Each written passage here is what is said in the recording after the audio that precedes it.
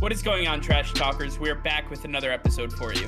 In today's video, we're going to talk about each surprising cut from across the NFL. All that and much more coming your way right now!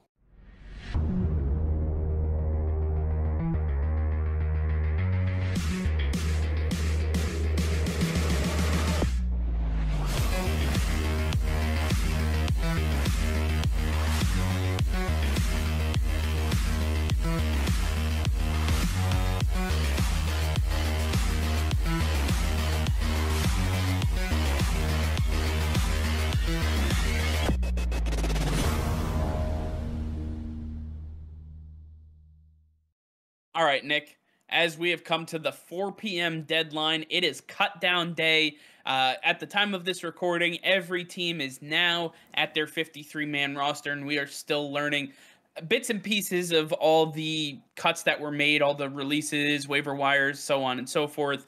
But we've seen all the big names come along, and I have a list here.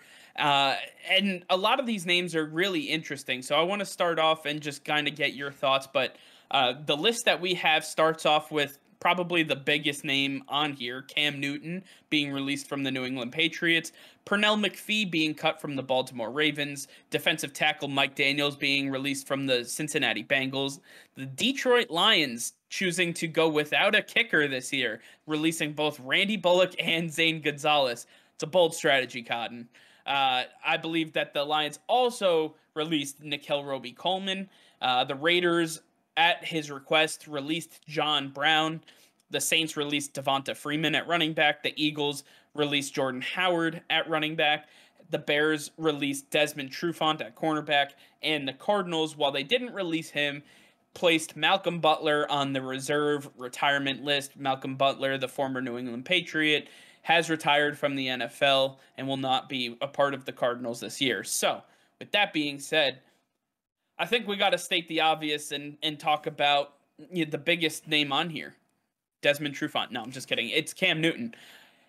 Listen, when I saw this news, I was in utter shock. And the idea that Cam Newton was even on the chopping block is just kind of something I haven't come to grips with yet, because when I take a look at where the Patriots were, Cam Newton started every single preseason game, and he ran with the number one team every single time. There was no indication, there was no recollection of anything that would have led to him showing that Cam Newton's job wasn't going to be safe on this team. Whether he was going to start or not was a different story, but not being on the team is definitely something that I didn't think was on the table.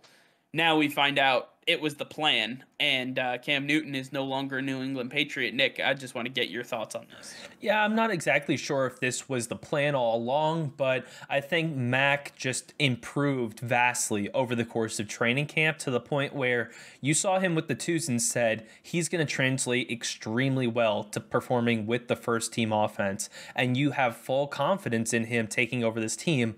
And when you watch these two in preseason, you saw how much more dynamic the offense became with Mac Jones at the helm. And Cam Newton, as great as he is, as great of a leader as he is, he just is missing the physical attributes that you need in your quarterback. He has the ability to run, we all know that, but the arm talent is just not there. He has the mindset, he has the legs, his body is just failing him at this point, and it's starting to show in his game. He's not able to do what he wants to do. This guy works his butt off every single day. We've always heard he's the first guy in, last guy out, and this guy tries, he tries, but at the end of the day, it just can't click for him, and nothing is working for him anymore.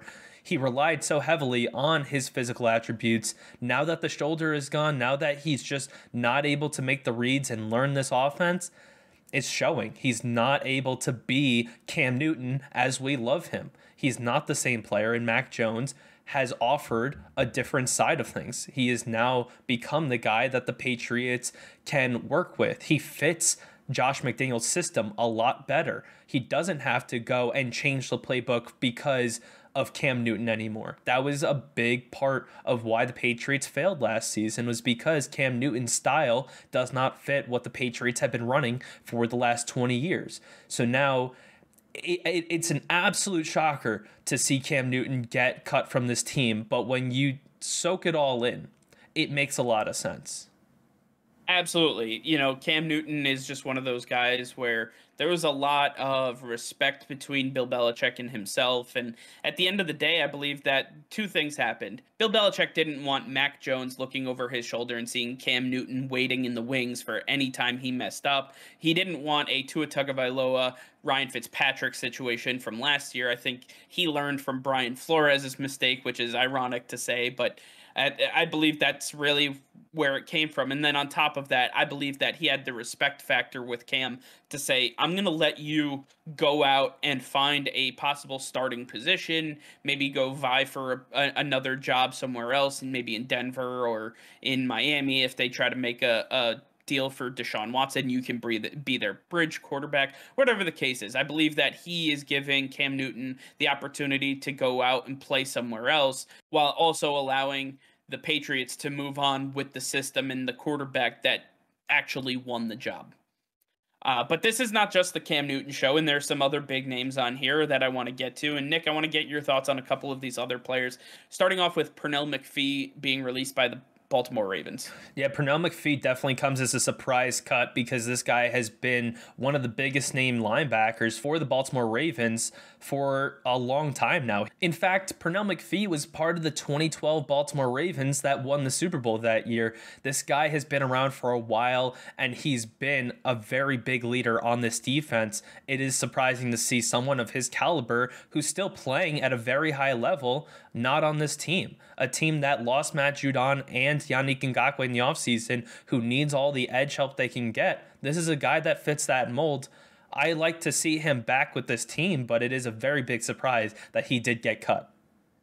Yeah, I mean, at the end of the day, I do believe that Pernell McPhee will find his way back on the Baltimore Ravens, whether that's placing Rashad Bateman and Miles Boykin on injured reserve for the short term or whatever the case is. But I do believe that Pernell McPhee will find his way back to the Baltimore Ravens some way, somehow, unless he finds an opportunity somewhere along the rest of the NFL. Another interesting situation, and I kind of touched on it a little bit before, but the lack of kickers in Detroit now, an interesting sequence. Can you talk a little bit about what that means for Detroit? Yeah, so Randy Bullock and Zane Gonzalez, the two kickers that the Lions had on the roster, have both been cut, leaving them without any kickers on the roster. Kind of similar to the Patriots last season when they cut Nick Folk.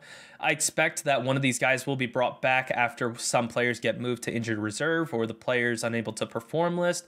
And so I expect one of these to finally make the roster at the end of the day, but to have none of them truly make the cut, the initial 53-man roster, just shows you that they don't have faith in either one of these guys to be the guy they can count on throughout the season.